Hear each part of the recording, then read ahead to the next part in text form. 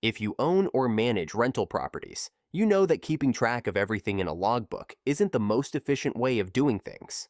You need a system to track everything. I needed an affordable solution to track property maintenance. So I created my own. Hey everyone, it's Peter from Property Planners. Today I'm going to show you a Google Sheets spreadsheet that I created to track rental property maintenance and vehicle mileage. As a landlord that self-manages my properties, I created this spreadsheet out of necessity. I use it to track maintenance requests from tenants or maintenance that I need done. I can track task priority, days outstanding, and status. There is also a scheduler sheet which allows me to schedule recurring maintenance tasks, like replacing furnace filters and testing smoke alarms. I also have a sheet for logging all maintenance work, vehicle mileage, and cost. Then there is a tracker sheet that allows me to visually see my scheduled maintenance versus completed maintenance. And finally, there is a utility where I can export my scheduled maintenance tasks to my Google Calendar. In this video, I'm going to show you how the spreadsheet works, and if you stick around till the end, I'll go through some of the logic and formulas I use to make it work. If you want to skip right to the logic and formulas, you can use the timestamps in the description below.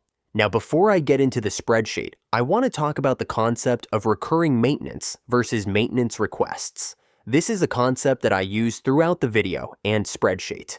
In other industries, this is also known as preventive versus corrective maintenance.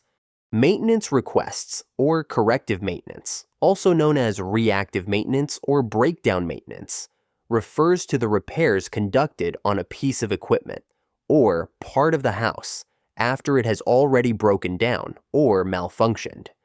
It's a reactive approach where maintenance or repair work is performed in response to a failure. In the world of property management, maintenance requests can be either requested by the tenant, landlord, or property manager. Recurring or preventive maintenance, on the other hand, involves regular, scheduled maintenance activities aimed at preventing equipment failure or future problem. This approach includes activities such as inspections, cleaning, and parts replacements. The key is that preventive maintenance is scheduled, whereas corrective maintenance is not. How do you decide if a maintenance task should be recurring versus just fixing it when it breaks down through a maintenance request? Recurring maintenance is ideal for critical components whose failure can have significant consequences, such as safety risks, downtime, or high repair costs. It's most often recommended by the equipment manufacturer. For example, the air filter in the furnace should be replaced periodically every month, 3 months, or other frequency depending on the type of filter and condition of the house. If a house is always kept clean, you can probably change it according to the recommended frequency of the filter manufacturer. But if it's not kept clean or there are pets in the house, you may want to change it more frequently. If you don't change the filter, the consequences are poor airflow, reduced air quality, and eventually premature furnace failure, caused by placing a higher workload on the furnace blower motor and other internal components. Another good example is smoke and carbon monoxide alarms. The manufacturer of the alarm recommends regularly testing the alarms because if they don't work, there is obviously a significant safety consequence in the event of a fire. Staying on top of recurring maintenance will hopefully help you avoid those dreaded tenant phone calls when you least want it, or even worse, a safety event. Only repairing equipment when it breaks down through maintenance requests is suitable when equipment failure doesn't significantly affect rental property operation or incur high costs. A good example is light bulbs in a house. If the light bulb stops working, you just replace it. There is no need to change them on a predetermined schedule because the consequence of failure is insignificant. Also, some pieces of equipment, like a toilet, don't actually have any recommended recurring or preventative maintenance schedules from the manufacturer. You just repair them when they break. The spreadsheet I created can be used for tracking both recurring maintenance and maintenance requests. If you only want to track maintenance requests and not bother with the scheduling features for recurring maintenance, you can do that too. Now, let's go through each of the sheets. The first sheet is the setup sheet. This is where you input all of your rental property information and vehicles that you use to travel between the different properties. If your properties have multiple units, you can enter all the unit descriptors here. As you can see, I have one duplex with units identified as Unit 1 and Unit 2. I also have another property that is a triplex with units identified as A, B, and C. The other property in this example is a single-family home.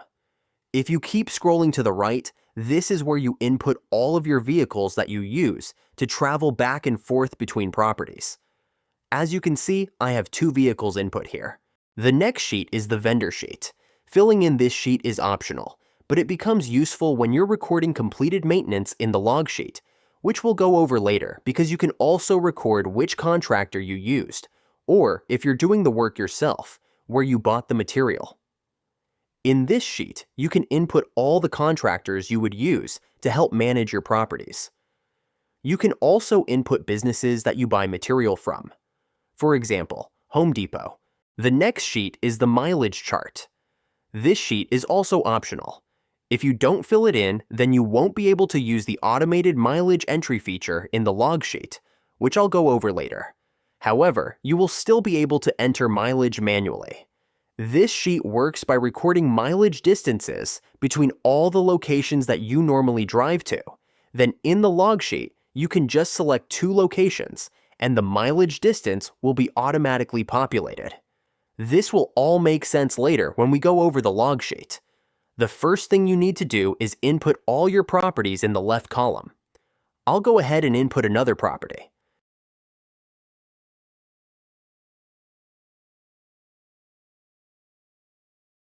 As you can see, the location is automatically updated along the header row. You then input the distance between 2 locations that align horizontally and vertically in the chart. So for example, the distance from my home office to 1428 Elm Street is 12 miles. 1428 Elm Street to 123. Any street avenue is 7 miles, and so on. When you're inputting, don't forget to input your home office, as you will need to track mileage from there too. Next is the task sheet. This sheet is fairly straightforward.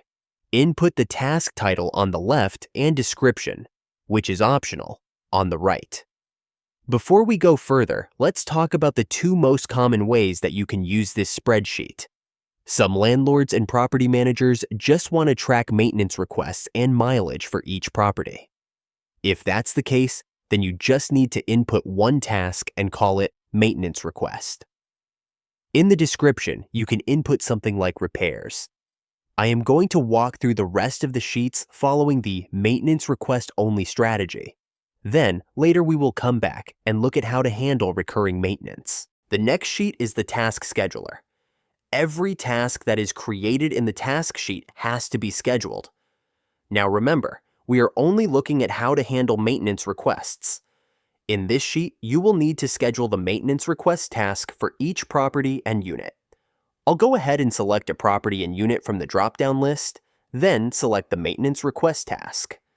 Now for the monthly frequency field, I am going to select as needed from the drop-down list because maintenance requests can happen anytime. It's not on a predetermined monthly frequency. I'll repeat this for the rest of the properties and units.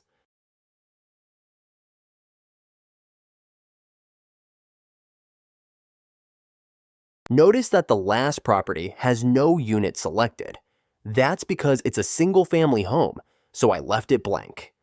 Now that we have set up the spreadsheet to handle maintenance requests, let's put this into practice and see how you would use it. Let's say a tenant from 123 Any Street Unit 2 contacts me and says the toilet won't flush.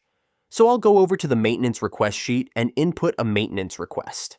First, I will input the request date, then the property and unit. Then, when it comes to the requester field, you can select tenant, landlord, or property manager. If you self-manage your own properties, you probably know as well as I do that maintenance requests don't always have to come from tenants. Sometimes you might be walking through one of your properties and spot something that needs fixing, which would be landlord requested. In this example, I'll select tenant requested since they called me. I'll input the short description of the request, which is toilet won't flush. For the priority field, you have three options: high, medium, and low. For this request, I'll select high. As you can see, the days outstanding is automatically calculated. In the status field, I will select scheduled and put in a note, plumber called. Let's say I have a tenant from 456 All Road Unit A that called me the same day saying the bedroom door handle is loose. Now I'm going to create another maintenance request.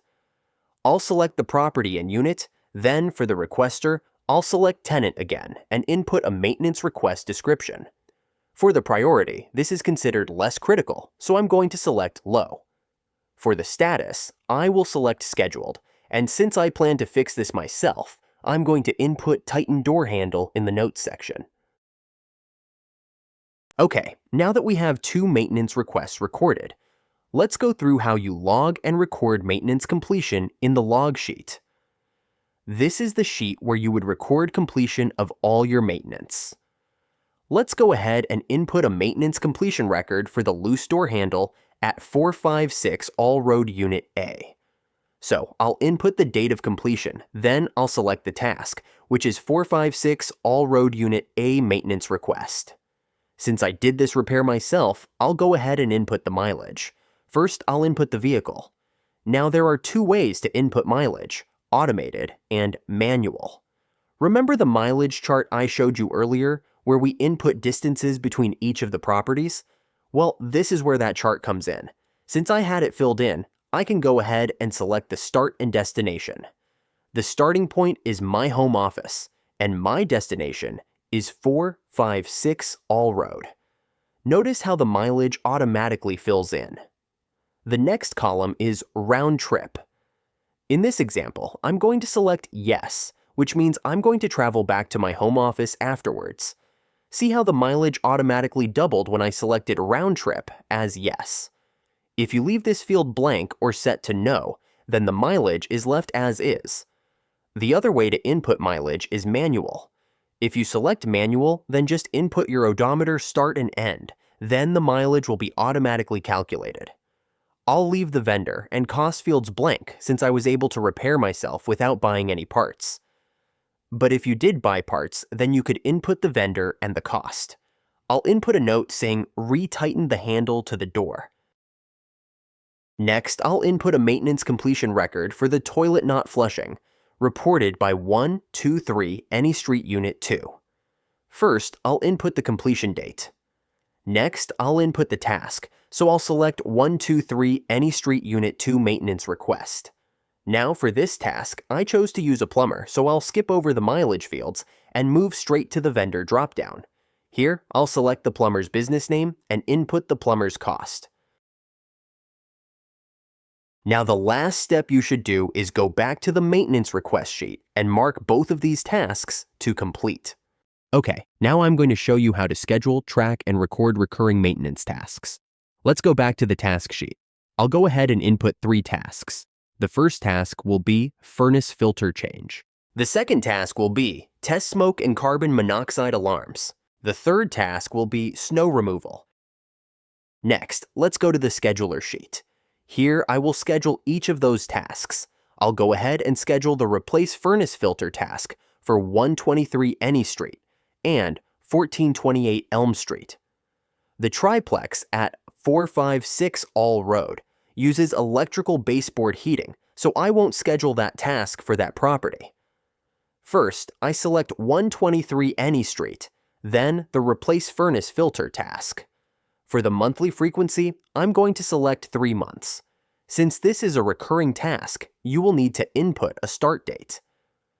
In this example, I want to record all the furnace filter changes from 6 months ago, and as of the recording of this video, it's April 2025, so I'll input October 1st, 2024. As you can see, yellow is plotted in the months when the maintenance is due.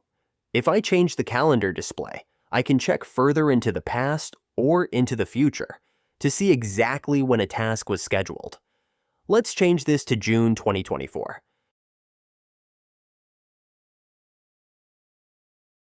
As you can see, the furnace filter changes start in October 2024, because that is when I set my start date and it recurs every 3 months. Now, I'll schedule the Replace Furnace Filter task for 1428 Elm Street. I will also set the task start date to October 1st, 2024. Next, I'll schedule the tasks for testing the smoke and carbon monoxide alarms. Since each property has alarms, I'm going to schedule this task for all properties. First, I'll select 123 Any Street, then select the Test Smoke and CO Alarms task. For the monthly frequency, I'm going to select every 2 months. As for the start date, I want to record all my tests from 6 months ago, so I'll input October 2024. Now I will repeat it for the other properties.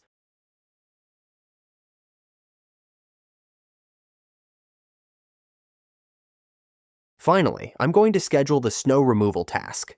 I'll select property 123 Any Street, then select the snow removal task. Since I only have snow removal 4 months out the year, it technically doesn't follow a recurring schedule. So in this case, I would select as needed for the monthly frequency. This treats the task the same as a maintenance request, and as you can see, there is no schedule plotted in the calendar. Alright, I'm in the log sheet now, and I've gone ahead and recorded all the maintenance for the furnace filter changes and smoke alarm tests. As you can see, I did all these tasks myself, so I have recorded mileage for each of those tasks. You can also see I logged all the snow removal maintenance, which was done by a landscaping company for $120 per month. Okay, now let's look at the tracker sheet. This is where you can see which tasks were scheduled and how well you adhered to the plan. This sheet plots the scheduled maintenance just like the scheduler sheet, but as you can see, it also shows the month where the maintenance was completed. Completed tasks are plotted in green on the calendar.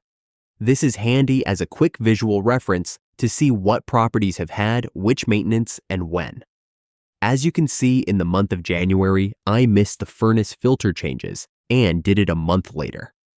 Also, the graph on the right provides a tally of scheduled recurring tasks from the start of the calendar window to today's date, and the number of completed tasks in the same period. You can also see that some tasks were not completed on time. Those were the furnace filter changes that I missed in January. The pie chart shows a percentage completion of completed recurring tasks versus scheduled recurring tasks. Looking back at the calendar, as you can see, the maintenance requests and snow removal don't have a schedule because these tasks were set with as needed. What you can also do is update the calendar display start. This is handy if you want to see any maintenance history. So if I change it to September 2024, you can see that the history automatically populates. If you want to focus on just one property, you can also select just a single property from the dropdown. As you can see, the calendar automatically updates. Both the tracker and scheduler have 3-year calendars, so you can see up to 3 years worth of planned recurring maintenance or maintenance history over a 3-year period. Let's move on to the report. Here you can run a report for a specific time period and property, then see the associated maintenance costs and vehicle mileage. I'll go ahead and change the time period to cover the month of December 2024, then update the property. You can see how the report updates automatically. For the property, you can also select all properties as an option. If you input more than one vehicle in the setup sheet, you have the option here of selecting a specific vehicle to see the associated mileage. You can also select all vehicles to see the total mileage. If you only use one vehicle, then selecting all vehicles won't make a difference. Let's move on to the Export Calendar Setup sheet. This sheet will generate an exportable table of recurring maintenance tasks, which you can upload into your Google Calendar. The table will cover a period of 12 months starting from a date you input. Here, you can input the date of when you want the tasks to start. This table here will allow you to select up to 10 recurring maintenance tasks. On the right, you will notice a duplicate checker. If you have any duplicate tasks selected, this cell will notify you. I'll go ahead and select a duplicate task. See how this duplicate checker flagged the task? I'll change it back. Once you have input everything, you can move on to the Export Calendar sheet. This sheet is automatically generated from your inputs in the Export Calendar Setup sheet. All you have to do here is select File, Download, then comma-separated value. After you have saved the file, you can take that file and upload it to your Google Calendar. If you want to see how to upload the comma-separated value file into Google Calendar, I have another video that will show you how to do that. The link is in the description below. The last sheet I want to go over is the Export Bookkeeping sheet. This sheet is specifically designed for exporting completed maintenance tasks that have a cost associated with them into our Property Planner's bookkeeping spreadsheet. If you haven't seen the bookkeeping spreadsheet I created, there is a link to that video in the description below. There are a few things I want to mention. First, the property addresses in this sheet must exactly match the property addresses in the bookkeeping sheet in order for the importing to work. Second is that the bookkeeping spreadsheet doesn't track operating expenses by unit, which means that maintenance will be tracked against the property. Any unit-specific maintenance will be discarded when imported into the bookkeeping spreadsheet.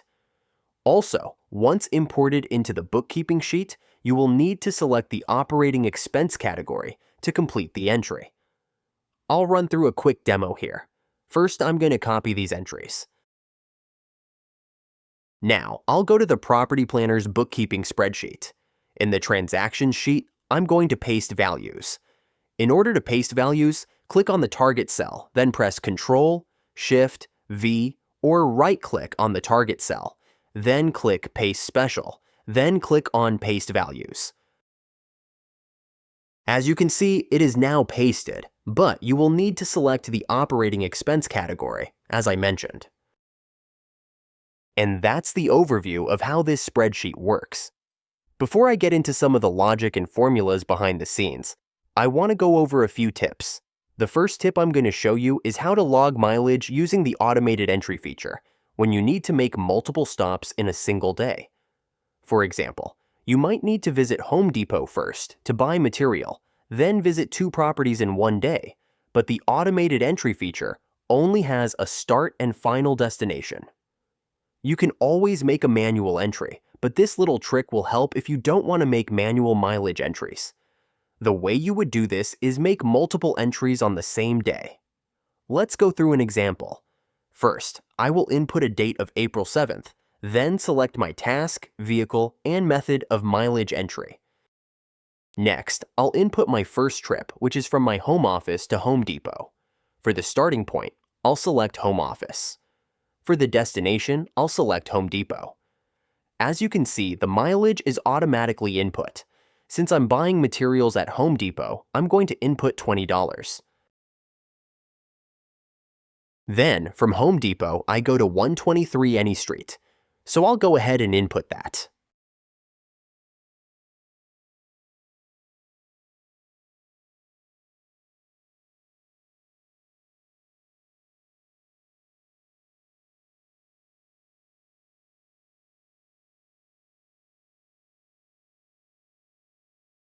Then, from 123 Any Street, I'm going to travel to 1428 Elm Street. So I'll go ahead and input that too.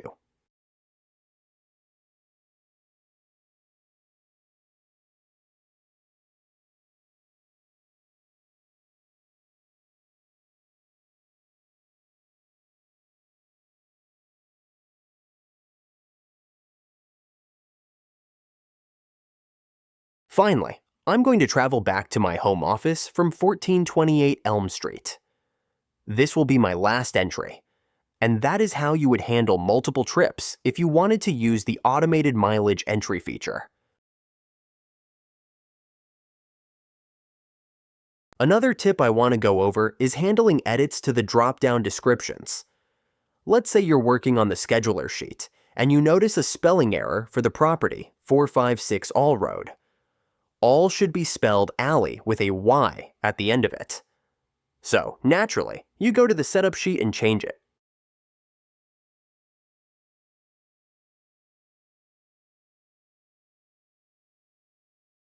Now, when I go back to the scheduler sheet, you can see that there are some red triangles. That's because the changes made at the source don't propagate through the drop-down lists. To fix this, you have to reselect every drop-down that has 456 All Road and choose 456 Alley Road.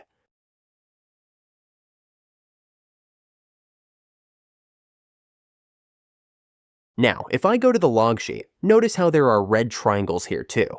That's because this sheet pulls its drop-down list from the scheduler sheet, and any changes on the scheduler sheet won't propagate to this sheet. To fix this, just reselect the entries with red triangles with the updated drop-down entry. The last tip I'll go over is recording maintenance by units. For myself personally, I do not break down the maintenance tasks by unit unless I have to. I prefer to schedule tasks for the whole property, but I understand if you have multi-unit properties, like 5 plexes and up, it may be more useful. Also, if you plan to use the bookkeeping export sheet to export log entries to the property planner's bookkeeping spreadsheet, then it's a good habit to log the unit information into the notes column of the log sheet, regardless if you break down tasks by unit or not. The reason is because the property planner's bookkeeping spreadsheet does not track operating expenses by unit. Alright, now that I've gone through how to use the spreadsheet, I'm going to go over some of the formulas. In particular, I'll go over the scheduler sheet and the tracker sheet, as these require the most amount of logic creation. Let's go over the scheduler sheet. Looking at the calendar, in each of these cells, I have this long formula. This does a few things. First, it checks the month and year up here to see if it matches the start date for the task over here. If it does, then a value of 1 is entered into the cell. Next, for the months after the task start date, I subtract the future month from the task start date month. If the difference is divisible by the monthly frequency without a remainder, then I insert a 1 into the cell. To do this, I use the mod function. This allows me to plot which months the task should be scheduled. Finally, I use conditional formatting to highlight every cell that has a 1. Next is the tracker sheet. First, I use a query function to list all the tasks that were scheduled in the scheduler sheet. As you can see, for each month, it is split into 2 columns. The first column is to highlight if a task was scheduled for the month. The second column is to highlight if that particular task was completed in that month. Highlighting if a task was scheduled for the month is done the same way as the scheduler sheet. To highlight if a task was completed in that month, I use the COUNTIFS function to check if that task was completed in this particular month. If the count is greater than 0, then the function returns true. From there, I can use conditional formatting to highlight the cell. And that's it. If you found this video useful, please like and subscribe to my channel. It will help me post more content on how to use Google Sheets to boost your productivity. Let me know in the comments how you keep track of property maintenance. Also, if you don't want to spend the time making your own, please visit my Etsy shop and you can purchase it for yourself. Till next time.